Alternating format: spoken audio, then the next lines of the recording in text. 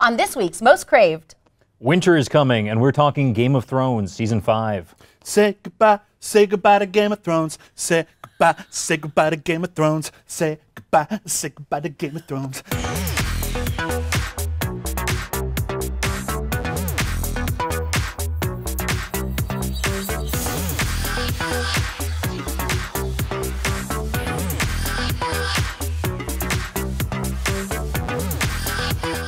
Hey guys, welcome to this week's Most Craved. I'm Jenna Bush with Legion of Leia. I'm Silas Lesnick with ComingSoon.net. And I'm William Bibiani with Crave Online. Hey everybody, spoiler alert.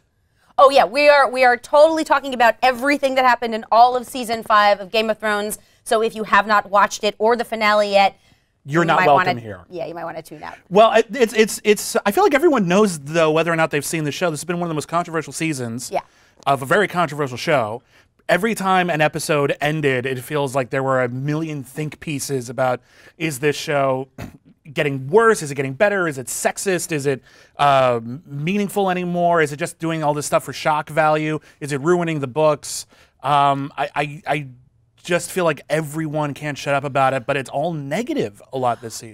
This season, yeah. And all right, I'll preface this by saying I read all the books. I started reading them when they first came out 5,000 years ago. And you look great, Fred, by the way, for your age. Yeah. Thank you. And I have loved seasons 1 through 4. Absolutely loved. I definitely had an issue with 2 specific scenes, which don't matter right now. But other than that, I've loved it. I've loved the things that have stayed true to the book. I've also loved the changes. So I have no issue with changes from the book. I have no issue with any of that. This season, I did not like. First of all, I do feel like it was incredibly slow for the first 7 episodes. It really was. I'm not even going to argue on that. It was. Game of Thrones often has a slow burn, and then you realize all of a sudden, oh crap, everything has come to a head all of a sudden. Yeah. The first half of this season I was really, really dry. It was boring, honestly. And for me to say that about Game of Thrones, I can't believe I just said that sentence. One of the things that I've actually been doing a rewatch and looking at everything that happened in one episode of season 1. I mean, it's unbelievable. I was taking notes on episode 6 that Jane Espenson wrote for a specific project, and I had 5 pages of notes on what happened, and I thought maybe I should rewatch some of the first episodes of season 5. Nothing happened. There is something, and I'm a very passive fan. I can't remember any of the characters' names, but I've seen every episode, I enjoy it. I don't get that emotionally involved. And part of the thing that I think hurts it for me is the pacing of Tyrion, for instance. Right. He began this season on his way to Daenerys, and the trouble with the show is that could take an episode or that could take 4 years, and there's no way of knowing. So I prefer, I watch it when it's live, and I'll probably go back between now and the time the 6th season comes out and rewatch not just the 5th season but the whole show, and probably enjoy it a lot more in that. Yeah, knowing where you're going to actually see him again. Because of the scope of the show, because of the number of characters, because of the number of ongoing subplots, it really does work very well binged. And it is, I think there's even been some complaints that when they say previously on Game of Thrones, if they show a scene from season 1, you're like, oh, okay, well now I know what happens in this episode. Exactly. Thanks a fucking lot, Game of Thrones. Beep that. No, and I don't know, I've only seen the show, but I love the show. I get very involved in the show. I'm not as passive as Silas. And I have been watching this season with some fascination. You know, I feel like some people say, like, oh, if you love something, who are you to criticize it? I got a lot of that on Facebook. I love my family. I'll criticize the hell out of them. They drive me nuts. It's fine. I love the show. I even really liked this season, even though it was really kind of blank in the middle, and I was just waiting for them to set the pieces in order so that we can come together for a great endgame. And then we started with that amazing battle with all the White Walkers. Absolutely. And then, honestly, I thought it just kept going with one crazy, unbelievable, sometimes, usually in a good way, moment after another. And for me, it was this, I feel like Game of Thrones hasn't lied to us. I feel like a lot of the things that people didn't like about this season are more of a matter of consistency. I've heard a lot of complaints of like, oh, well, we didn't need to see how horribly brutalized Sansa was because we knew that guy was evil. We didn't need to see it again. Yeah, but it's consistent. You want him to act out of character? Like, why would we not see that when we see every other piece of brutality on this series? Well, no, I agree with that. I think the problem with this particular season was that it was unending misery. Now, Game of Thrones, so much misery, all the misery. But I think what was missing this season is we had very little Tyrion, so there was a lot of humor missing.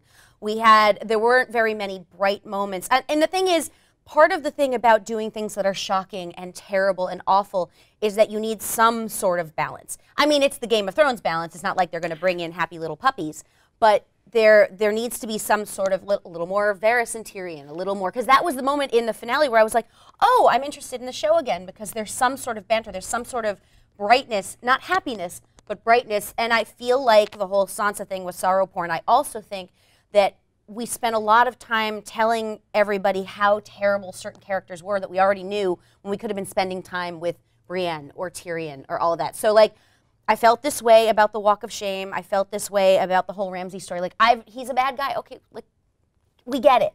Like, you don't have to keep showing us. And but it's a serialized medium. You do have to keep showing us him and who he is in a consistent way. But I think they balanced it differently with, say, something like Joffrey.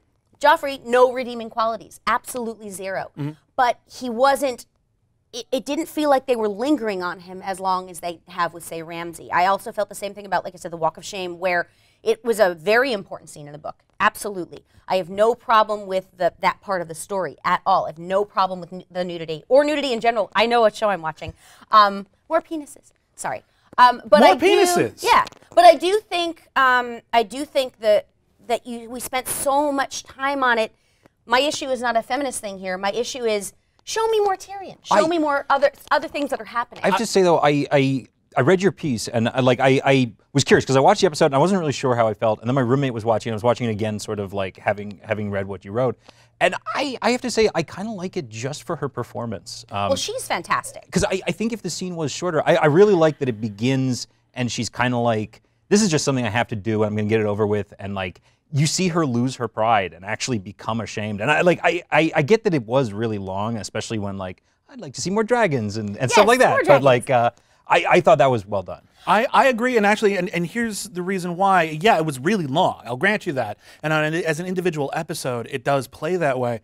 But Game of Thrones is telling one story over a variety of episodes. And I think once you do watch it all, if you watch it all together, if you consume it as a TV series the way one might consume a book, it's going to feel more justified. It's almost like the ending of Return of the King, which goes on and on and on, but that's only if you watch just Return of the King. If you watch the entire series in a day, that feels very justified because the pacing is laid out. And I feel the same way with the misery of this season is they're trying to build something as an overall arc of the entire series, and then it can get mired and people can get bored with it. I totally agree with that. I think, though, like the finale felt like it should have been a third episode of the season. Like if things had been happening, if more had been happening, if I were invested in some way, if we put a lighting crew in, because everything's so dark.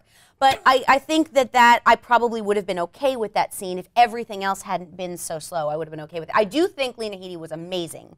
I have no issue with her body double. She's preggers, guys. Leave her alone. Because there's all this crap online about it. Like, leave the woman alone. She's never been too objecting. She's never really objected to doing nudity in a movie. She's fine with it. I'm sure she was game. Preggers. It's a thing. There's an interesting reaction, and I found this happened with the 6th season of Buffy, where when a TV show makes you feel bad, you don't like it as much. Yeah. And like that is true. It's one of those things where like, and I totally understand that. Like nobody wants a show that's just reminding them that the world's horrible and like, and yet like, I don't know, I thought the little lizard face girl, what is her name? Shireen. The death of Shireen was brutal. I liked it. I was fine with it. It totally worked. Oh, so sad. It made sense, and I'm glad it backfired. I'm glad that went absolutely horribly. And we should mention that, because there are theories that Jon's not dead and that Stannis is not dead. Yeah, well, I mean, Melisandre is at the Night's Watch. She could potentially do some of her wonderful fire mojo that we've seen happen to other characters. Right. There's a lot going there. I'm fine with all of the big cliffhanger endings of the season. I think they're all very interesting and compelling. But I just want to say, I do think that one of the issues we run into with Game of Thrones is that there's a lot of people who, because they watch a show, they feel like they understand the show, and they feel like they know what's best for the show. Sometimes they do, and sometimes that sense of ownership over something that you love, especially in a serialized format, makes you really reject whatever it is actually planned for it. And I think that led to problems with shows like Lost. I think it's leading to problems with shows like Game of Thrones, where it's like, this isn't what I wanted to see. It's too much negativity. Well, that's what it is.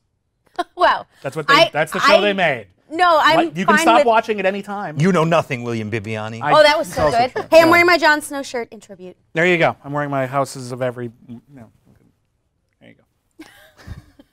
Most craved, everybody. What did you think of Game of Thrones? Tell us all about your many opinions. Yell at us. That's what the internet is for. Twitter is right here. Well, good, and we'll see you next week.